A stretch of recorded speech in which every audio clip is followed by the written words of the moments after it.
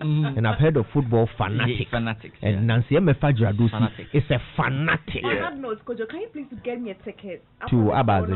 After. I'm still Charlie. You think okay? You want me, Kojo, to buy you, Rado? An ally on the show this morning. Now what? And you proved me wrong immediately. No. Let's go. Oh, let's get into it right now. And Ghana FA President Keto Kweku says former Black Stars coach Kwesi Appiah going public on his unpaid salary was unfortunate.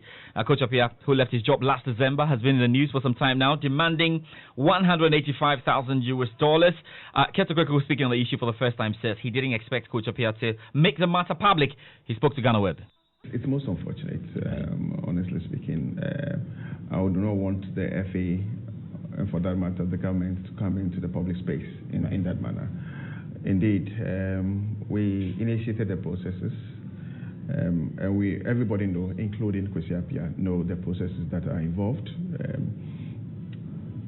He knows, and we all know, that the FA engaged him, but the FA doesn't pay his salaries. Okay, the Ministry of Youth and Sports are responsible for payment of salaries of our national team coaches, and they do it via the sponsorship from GNPC. So it's a bit of like a triangle, so to say. So there are processes that one has to go through. At times it does end quickly. At times it does delay. It's unfortunate that he went public, but it is his singular prerogative. President Keto Kweku also spoke about Kwesi Appiah's successor. For him, Siki Akono is the best choice for the job. I think that Siki Akono has paid his dues when it comes to football. Played here in the Premier League, Oko United, Ashanti Gold, went to Germany, played 12 odd years thereabouts in the Bundesliga, captained Wolfsburg at that level, captained our own national team, came back here, coached 11 Wise, Hearts of Oak, Dreams FC, Ashanti Gold, Ashanti Kotoko. He's had varied levels of experience as a trainer. Okay, and if there's somebody who deserves that opportunity, it's somebody who has dedicated himself toward the national cause. He's risen to be the captain. He's played at the highest level. He's represented Ghana at the highest level. I mean, we have no doubt about most importantly, who did he choose as his deputy? Yeah, he chose David Duncan. Black Stars V assistant coach Gordon Atram has welcomed Black Stars coach Siki Akono's suggestion that there should be uniformity in the system of play amongst national teams to aid easy transition from the youth teams to the senior team. According to Atram, that's the way to go. Assemble national coaches. Not that you be only the under-17 coach, so you does your own thing. Like what happened recently. That a coach at under-17 or under-20, he does things alone. Even if there is good matches for him to play, he would rather play low-key matches than facing the top clubs to, assess what he really got. That's what has been happening before. So we will not do good. We will not be good in the tournament. But now the measure he has put on board, all the coaches need to work together. Even if you are a under-23 coach, Black Star coach, under-17 coach, under-15 coach, we all share ideas together. We scout players together. We'll bring it to the coaches. You are the final say. But please, these are the players that the organization have really scouted for you. Watch it and see if it will be good for you. And you are not the only one to make that decision. So I think things will come back to its normal. Black Stars B assistant coach Gordon Atram there. Now, Interline's technical director Willie Kluche says, has actually called for the cancellation of the Ghana Premier League due to COVID-19. Or he says the calls for the cancellation of the Ghana Premier League due to COVID-19 are misplaced. According to him, Ghana can take a cue from Germany.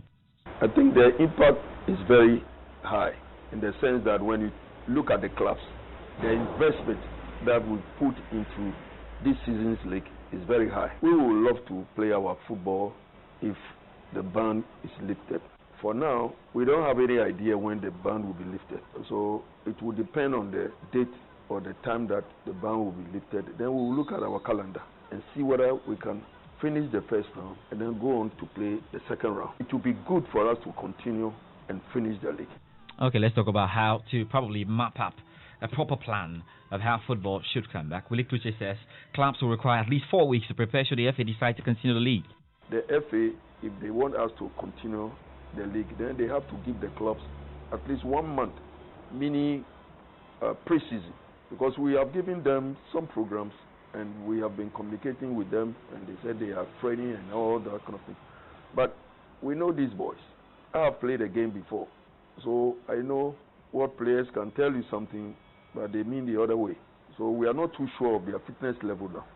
But if the league is going to be started, then we need about 1 month to prepare them and build teamwork for the league. Willie Kluche, Technical Director of Inter Allies. Could you, that's it for the Joy Sports Center. But I'll tell you quickly about the locker room later at 1:10 p.m. What's happened? And Nancy, we don't have fans in the stadium these days watching players, even though we have the Bundesliga back. Like tonight, we've got the Berlin derby.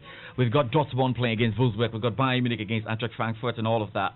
But the fans are beginning to come up with innovative ways of trying to make themselves felt in the stadium. We'll be talking to quite a number of them. Now, let me just give you an example. Borussia Mönchengladbach will play Bayer Leverkusen. Now, the fans of Borussia Mönchengladbach have gone for 18,000 cardboard cutouts. And these are like, so you see Kojo, we're going to get cutouts of Kojo standing there, full height, everything that looks like Kojo. And Kojo will decide what facial expression he's going to put on. And then we'll put it there. Maybe Kojo, your seat is number 52, because Germany do a number system when it comes to seats. Yeah. So Kojo number 52, Nancy number 40, and they'll all be in the stadium. When the players get in, they'll see that. With the Midtjylland, they're also saying that they will go to the car park. You drive your car, you come to the car park, social distancing. There's going to be a big screen you can watch from. You roll down your windscreen there, you get ready for it, and when there's a goal, you all scream from your car so they can hear you in the stadium. Wow. And we're going to be talking about a lot more. There are apps that are being developed now to try and get your celebration in the room all to one server, and it's sent straight to the television screen. So you need to watch out for that. So MFA, you want a ticket to Anfield there? I'll buy you a ticket to Circle. There's a bar there that shows Liverpool games.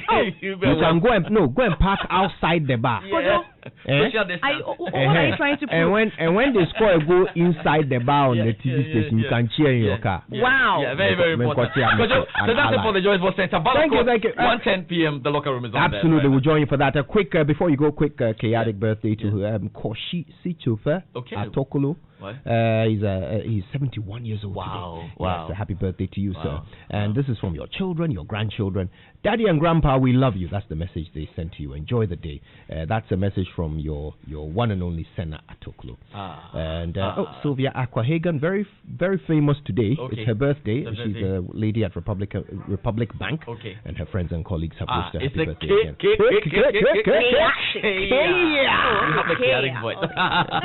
You are under training.